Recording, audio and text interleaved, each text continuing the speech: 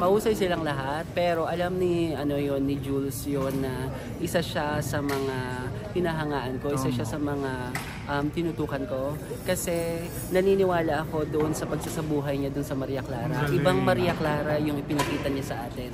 Yung Maria Clara na alam natin dati ay mahinhin, pasukob, and all na pagiging pasibo. Doon sa pinaportray niya na si Maria Clara ay isang empowered woman. Kaya niyang gamitin yung ganda niya, kaya niyang gamitin yung dunong niya, hindi lamang para sa taong minamahal niya, kundi para sa bayan. Ang laking bagay nun.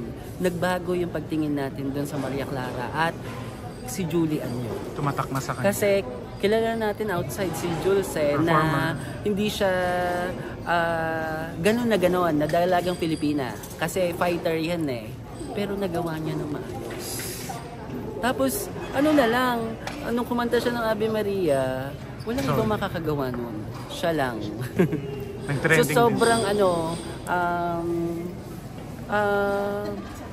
awards lang naman sa totoong buhay yun. Pero yung ginawa niya, yung pagbuhay niya doon kay Maria Clara, it's more than an award. Kasi to be a Maria Clara, malaking bagay na yun. At nagawa niya ng mahusay, nagawa niya ng maayos. Alam ko, super proud si Jules at super proud din ako kasi maliban sa ginawa niya yung best niya, nagawa niya yung best para dun sa karakter. Hello.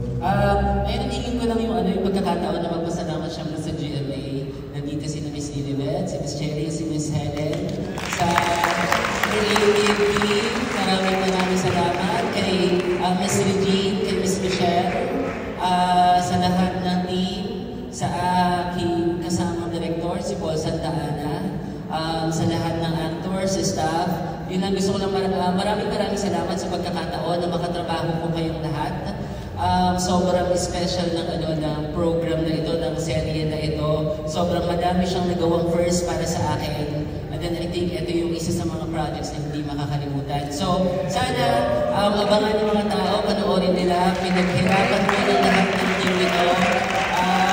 Magkapatid ninyo, mararamdaman ninyo na buong puso at kaluluwa yung nilagay ng bawat involved sa akin. Thank you so much, Direk Zig.